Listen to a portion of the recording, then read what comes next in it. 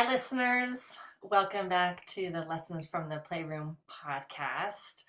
I have a returned guest with me today on a topic that we've never talked about before in this podcast, and a super interesting and important one for all of us as clinicians working with kids. So, the amazing Robyn Gobbel is who I have with me. Some of you may have already listened to the prior episode where she was a guest, where we talked about working with parents. And some of you may also know her because she has a new amazing book that has come out. We'll talk about this later, but it's Raising Kids with Big Baffling Behaviors. I'm going to say a little bit about Robyn here, and then I'll have her say a hello.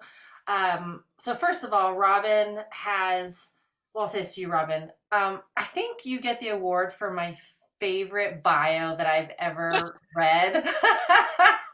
Yes, I was aiming for that. Your bio is so good and it so captures you. And I think that's part of the magic of you, Robyn, and all the work that you do. You do so much for parents and caregivers who are in a position of supporting kids with really big, challenging, Mhm. baffling behaviors, lots of trauma and whatnot. You've done huge things for that community. So listeners, check out this bio. So Robyn Gobbel, she loves coffee. Pink. You've been to the concert 3 times? Oh, four. Oh, four. Four. The latest. Did you have like front row seats? We did have front row seats. Okay. I was like, what's happening here? As I saw, so amazing. And everything about the brain.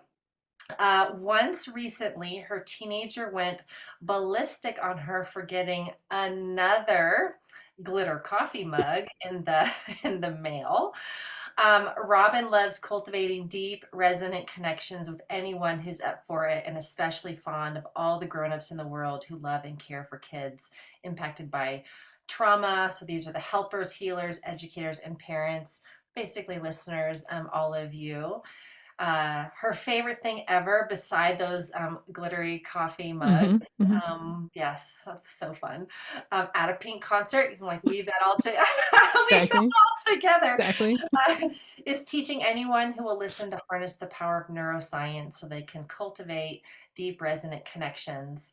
What would change in the world if we could all do that? To see, be, change. You can get your hands on all sorts of free resources, and including her own podcast, everyone, which is called The Baffling Behavior Show. She is the author of Raising Kids with Big Baffling Behaviors, Brain Body Sensory Strategies That Really Work. And that's the book that I just announced.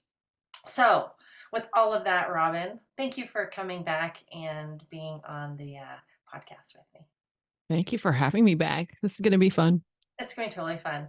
And we're going to talk about the brain, since you love talking about the brain, but I more do. specifically, how to teach kids about the brain, which is, I think, super interesting. I think sometimes as clinicians, we think, oh, that's a good idea, but like, how would you actually go about that, or why would you go about that? So before we get into the why, um, how did this even come to your thinking that this is something that you wanted to focus on? I think like so many things, it kind of just emerged, and like one day you notice, like, oh, I'm spending a lot of time doing this thing. Or, oh, I've noticed this. I mean, honestly, it's been super helpful in my life, that when I kind of discovered this field and Dan Siegel and interpersonal neurobiology and all the things, I mean, my relationship with myself changed dramatically, right? For me to have the moment of like, oh, there isn't something horribly wrong with me. Like all of this actually can make sense. Mhm. And it seems like it makes a lot of sense that the kids we work with need that same experience, whether it's, taught really directly or, way less, directly and more implicitly and more through metaphor, but getting to know the parts of themselves and why these, baffling things are happening for them. I just know it's changed my life. Mhm. And it's changed my relationship with people that I'm in who sometimes have baffling behaviors. Mhm. So it made a lot of sense to me that these kids and their grown-ups Mhm. really needed some ways to also make sense of what was happening for them. Yeah, I love this so much. Robin, I've often had the thought of, we're all born with a body and we're all born with a brain. We're all born with Hmm. a nervous system, but we don't all receive education on Mm-mm. why it does what it does or why it responds how it responds. And it's sort of this weird thing of like walking through the world with this like amazing resource of information and this amazing like resource of basically feedback. That's how I look at it. I don't know if that's the word you would use, but I think of it as just like this constant feedback that's letting me know what's going on with me or how I'm Hmm. doing or like Hmm. what's up for me. And we don't learn about that. Right. It's so it's bizarre. It is really bizarre. We don't take the time to really, I don't know if we think it's too hard or too complicated or too relevant, but I also think because we don't spend time, knowing about it, then of course, because our brain does this, it just makes up its own story.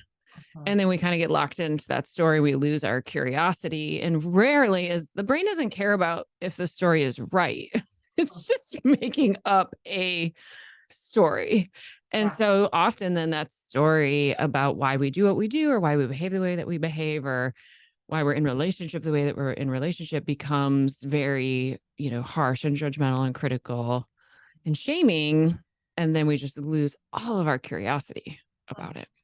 Oh, so beautiful. Okay, so um, it, it, I think you've done a beautiful job there of like the why, right? And you didn't say this word, but I'm hearing empower the kids, right? Absolutely. Empower the kids, empower the grown-ups to understand themselves more fully. And um, well, that's a bit more of self-mastery, right? And their own connection and relationship with themselves.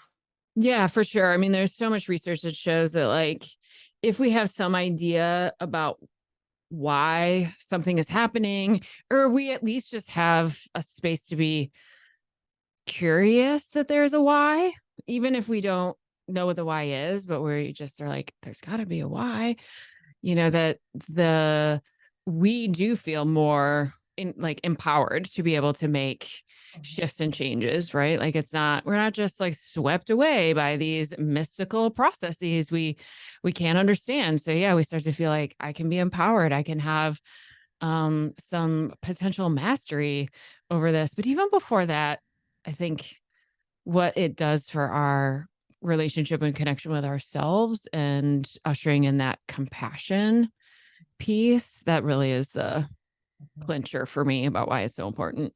Yeah.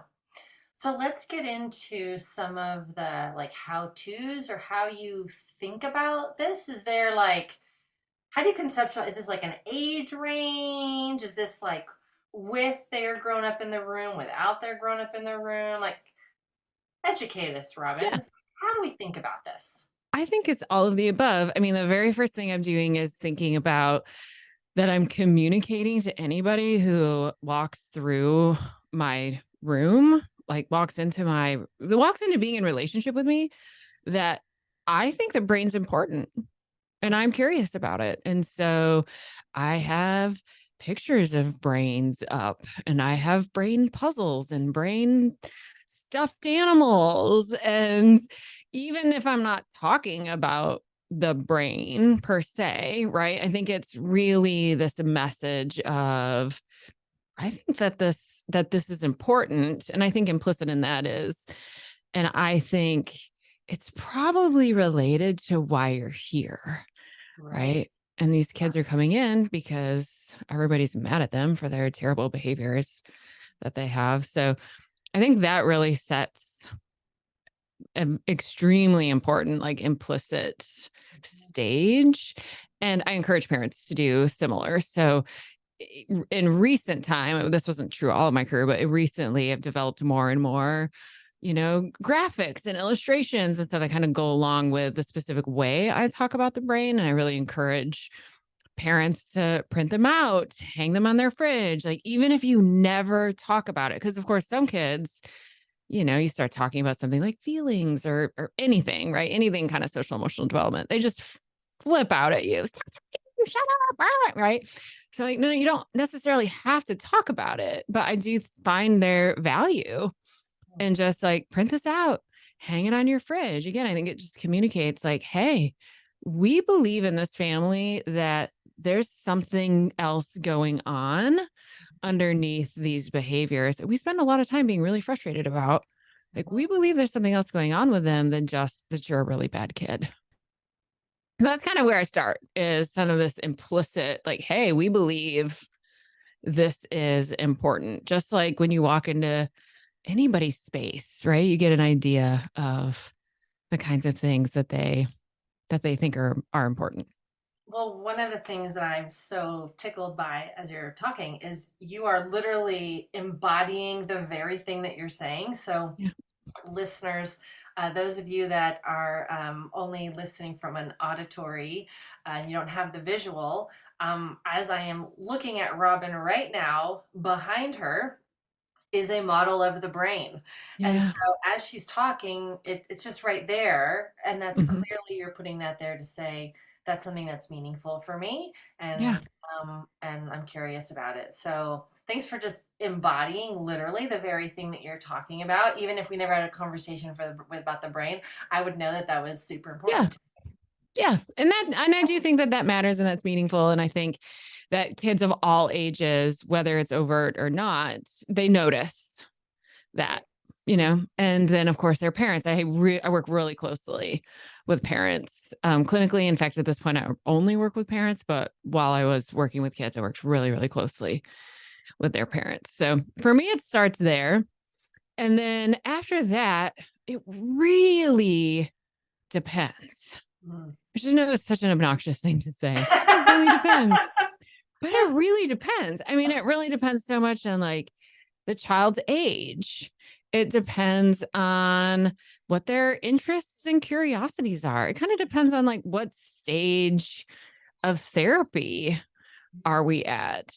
What prior knowledge do they have about the brain, right? Like sometimes kids could walk into the room and they could see my brain poster. I had there's a brain poster in the middle of the Mind Up curriculum workbooks.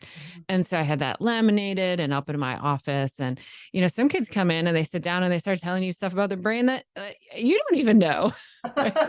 So, my approach with that kid might be a little bit different, but less important than I want to teach kids about the hippocampus and the prefrontal cortex, which I'm happy to do that as well. But less important than that is I want to teach this child that we can make sense of the inner processes that are driving their behavior. Like even little kids, tiny, like toddlers, can begin to, have the either like explicit overt information that we give them about the difference between like feelings and sensations and actions, Mhm. right? But even if I'm not overtly teaching it, I think me holding those ideas in mind, and interpersonal neurobiology would confirm this, that us as the grownups just holding these ideas in mind. If I can see their behavior as separate from them, right? And get super curious and see what's the underneath all of this, that matters, even if I never even really speak it overtly Mhm. out loud to them. So, with kids in the playroom, it's just so wildly different. Like some kids, sometimes I'm doing like straight theraplay with. So I'm not really talking about anything explicit at all, but I'm still like holding in mind this idea about them. And then with some kids, we're doing more, projective metaphor, kind of what you usually think about, when we're thinking about especially like child-centered play therapy. And then I'm thinking about, how do I help them develop a relationship with themselves through the way I'm reflecting on them, through the way that I'm noticing them and their play and what they're doing. Um, Over the years, in collaboration with kids, I've developed this common way of talking about the brain where I talk about their owl and their watchdog and their possum brain, or their owl, watchdog, and possum pathways. And so I will use that language usually, like as I'm making just reflections, perhaps on what's happening in the sand tray, or what's happening, in their pretend play that they're doing. I might say something about their watchdog brain, or I might say something about my watchdog brain, right? Like if I'm having a really intense experience, or, their possum brain or their possum pathway. And for the most part, it's super intuitive to kids. Yeah. Like they know exactly what I'm talking about. And that starts that separation of like me from my behaviors, right? Like you start to watch that, like their observing self start to emerge. And I think what's been really helpful, when as I reflect back on why I've kind of developed and used these characters, is I personally find it a lot easier to make a relationship with my watchdog parts and my possum parts than my amygdala or my hippocampus. Just the language itself makes it a little bit more user friendly. Yes. Yes. So, Robyn, I know you go into a lot of depth about each one of these in the books, which listeners, this is one of the many reasons to get this book. But will you just give us just a quick overview for some people if they're like, I'm not quite sure what she's talking about when Yeah. she's positive. I'm not quite sure what she means by that. Yep. That might just be kind of cool just to hear your language and why you chose those animals. Sure. So I've kind of over the years like merged together in a way Dr. Perry's neurosequential model and some of his ideas, and Dr. Porges's polyvagal theory. And so, yeah, to use owl, watchdog, and possum animals, nothing about that is particularly creative or unique, right? Lots of folks are using that kind of metaphor, and I'm sure that's how I landed on it. And in fact, I'm positive I know who the child is that this all really kind of started with.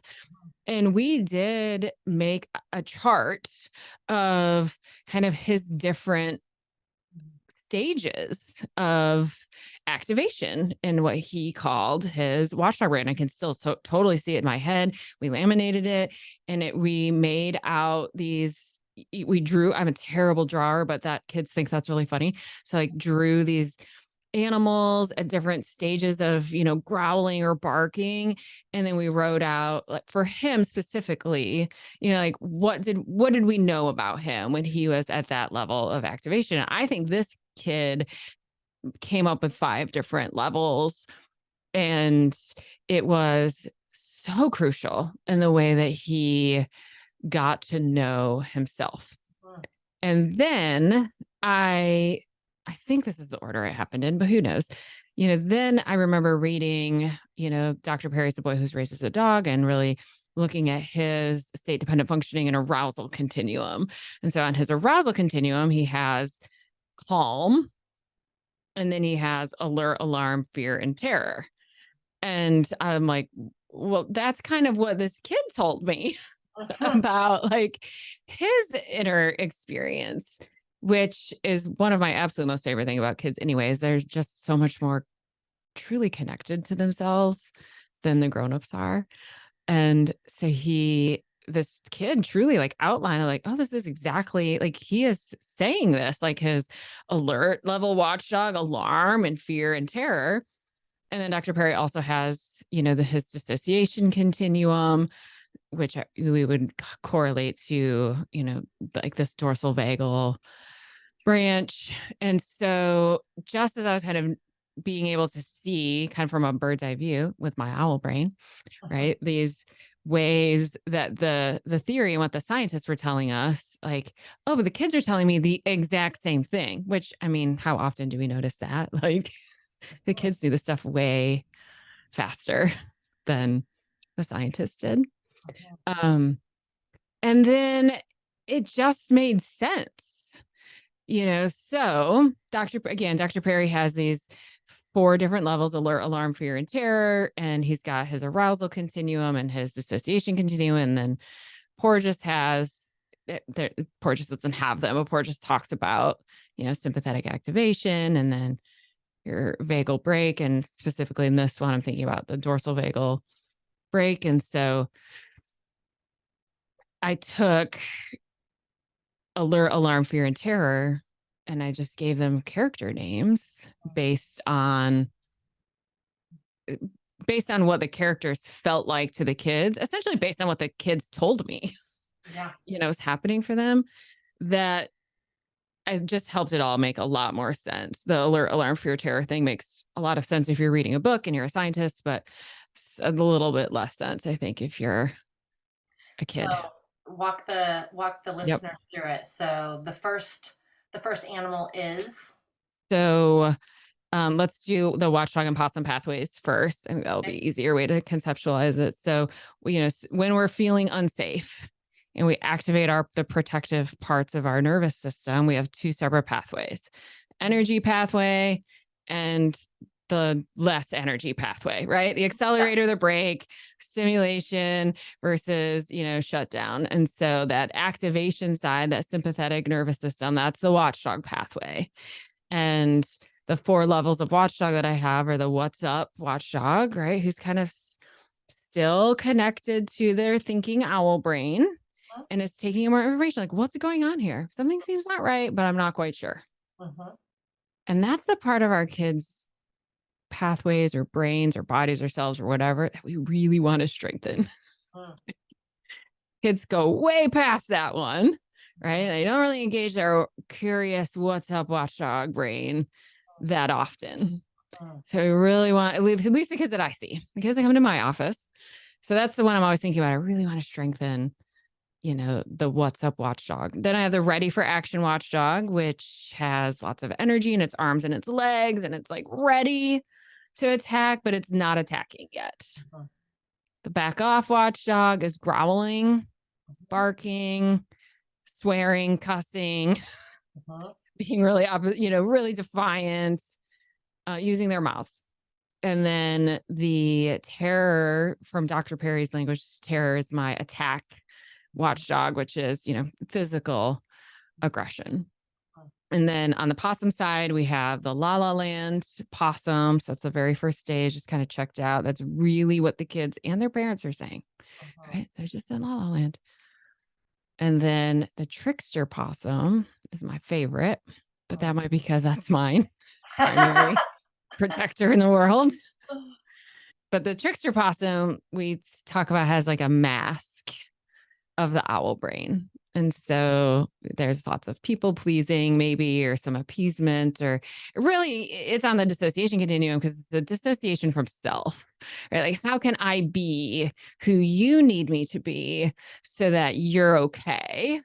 And I lose all, connection to myself. So that's the trickster possum.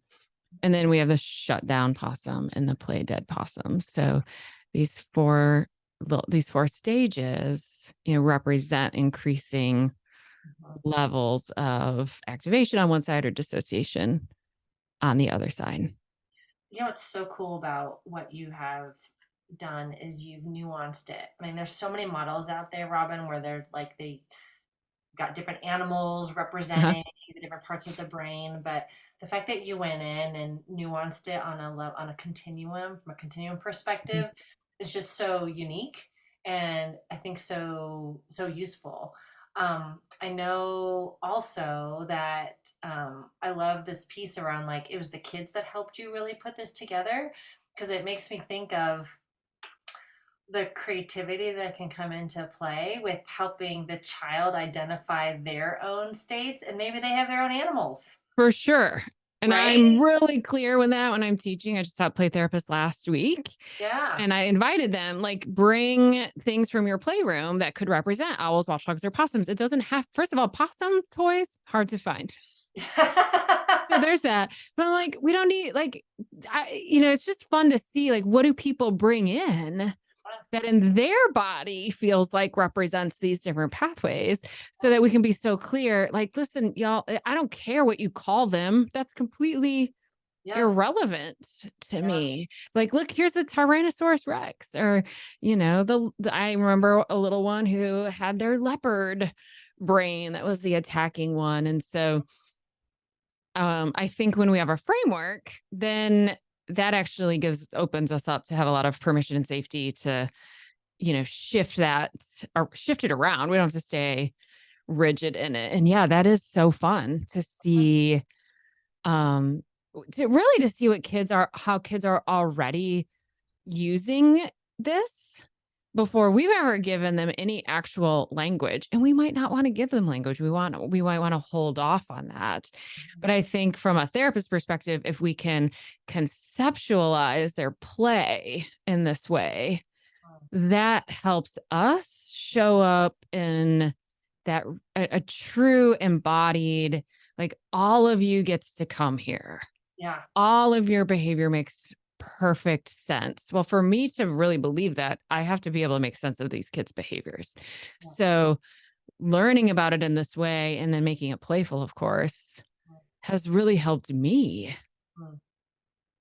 I'm thinking too, just the power of even bringing this in for their grown. I love that you call them their grown up. I love that Yeah. so much, right? They're grown up Yeah. because They're they're grown up. grown-ups. They're Yeah. grown ups. They're grown ups in their Mhm. lives. I love it. It's so great.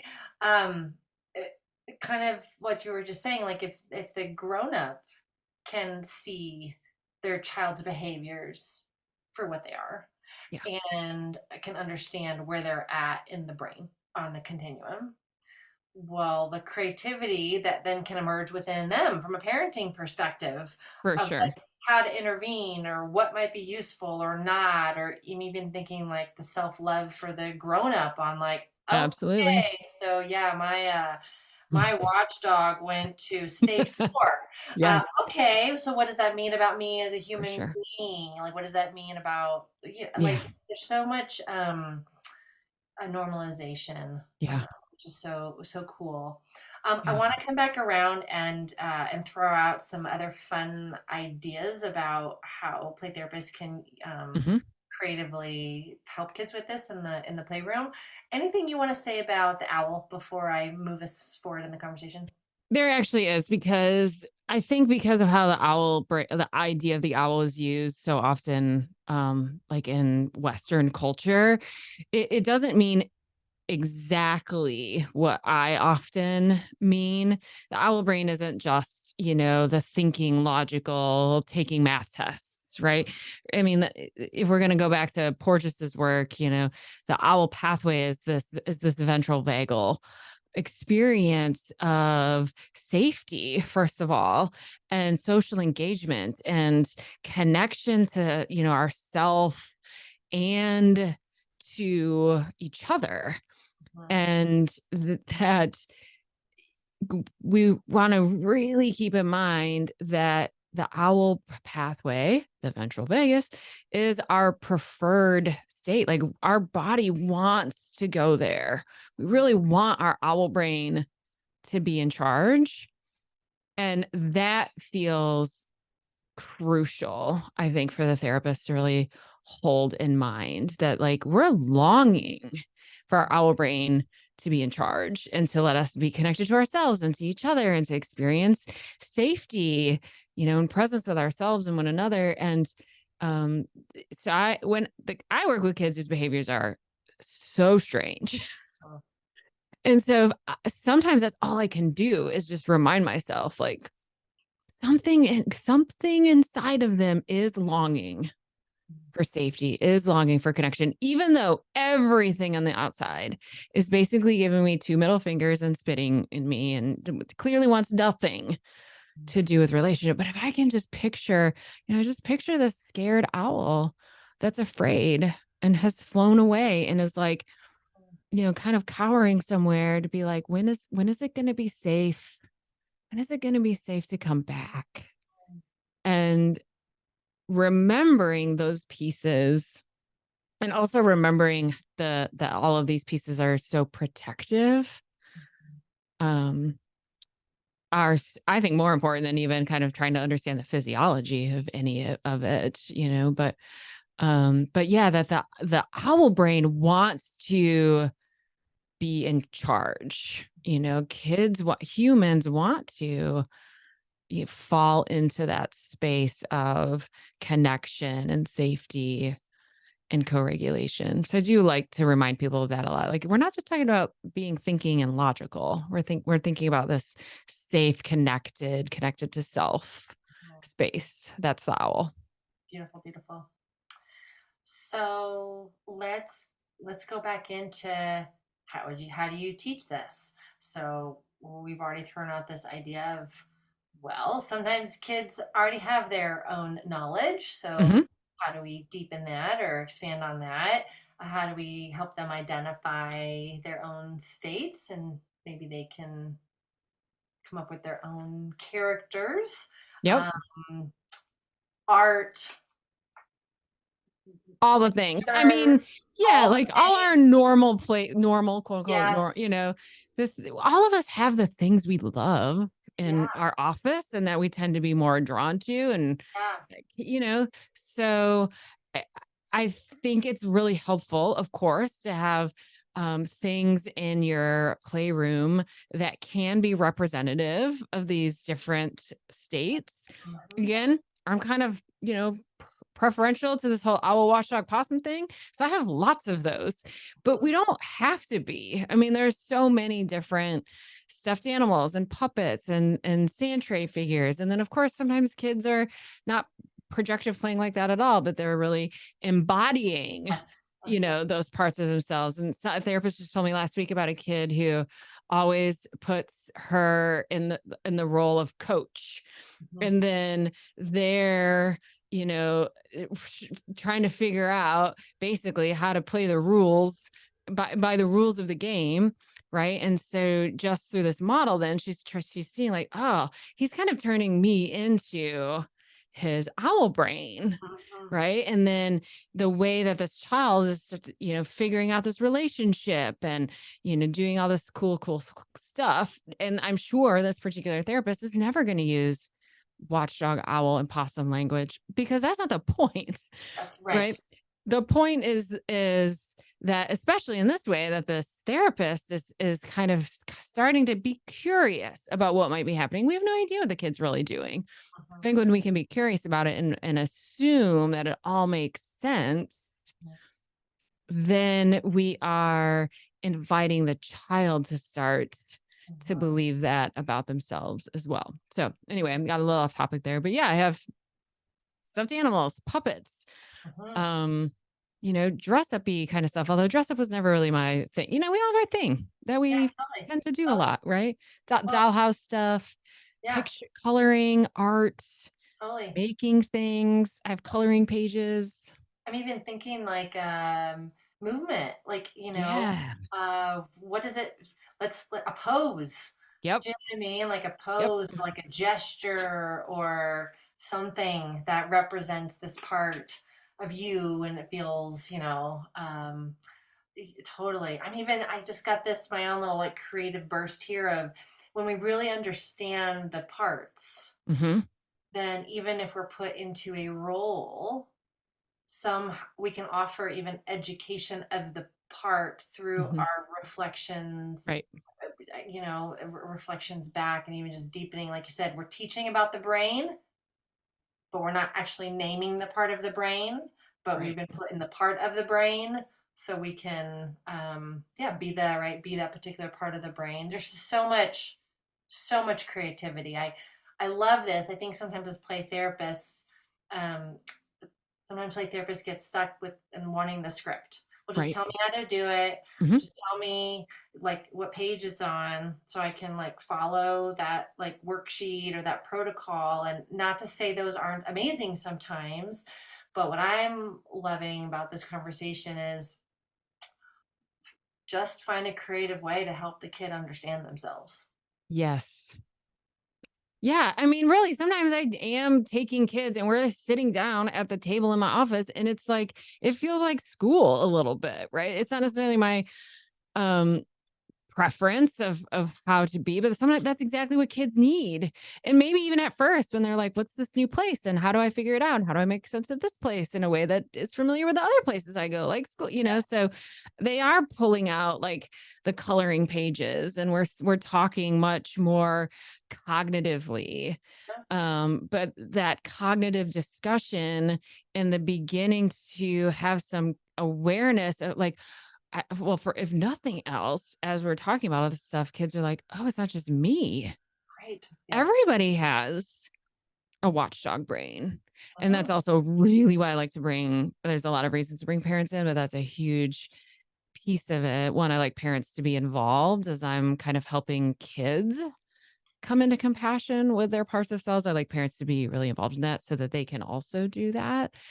Um, but I also like kids to see that their parents have watchdog brains and possum brains, and so do I. And sometimes they overreact.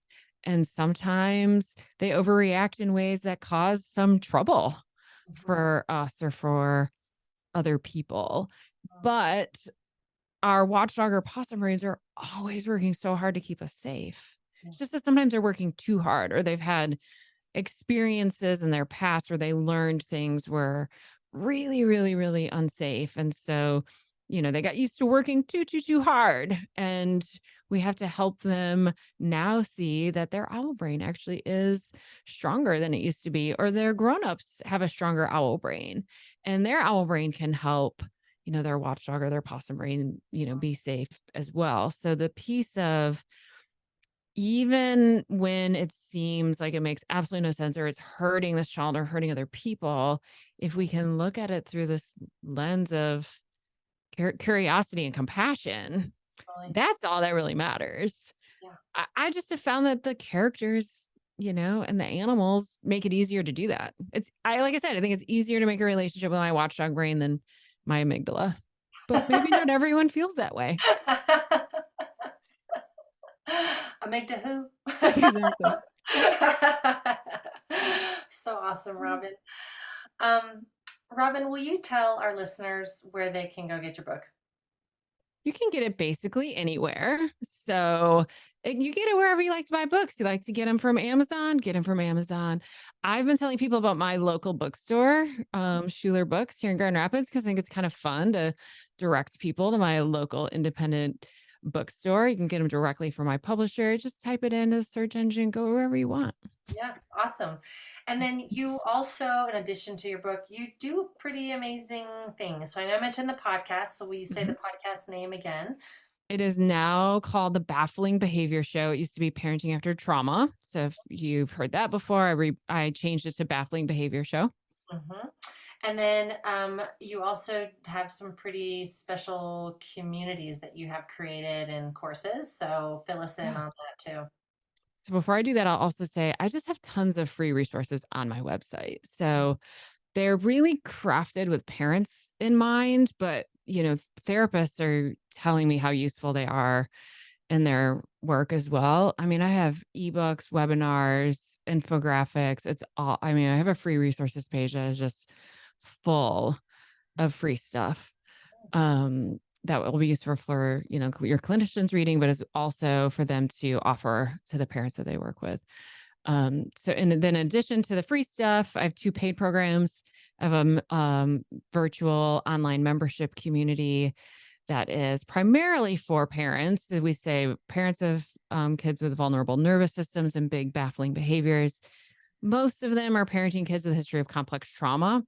Although the part of the community that's parenting kids with baffling behaviors for all sorts of reasons is growing and growing. And that's really inspiring to like bring all these different parents Mhm. together who have to, I don't know, it's just really amazing. We have professionals in that community as well, but it's geared towards your parenting experience. And my whole point is to just bring to the grown-ups what we're trying to bring to their kids, which is lots of connection, compassion, co-regulation, curiosity for their behavior. Yeah, They need the same thing the kids do. totally. Um, that's called the club. And then I also have developed a professional training program. Parents are literally telling me every day that they cannot find people to help them, whether that be a therapist or a parent coach, or, that they're educators at their child's school, doesn't know anything about this way of, seeing kids. So I decided to see if I could try to help that. And I have a year long, it's a very intensive professional immersion training program that is, I say it's for parenting professionals. You don't have to be a therapist to be in it. And in fact, I hope more and more not therapists join. I feel super passionately about getting this information into the hands of non-clinicians. There's just simply not enough of us. Yeah.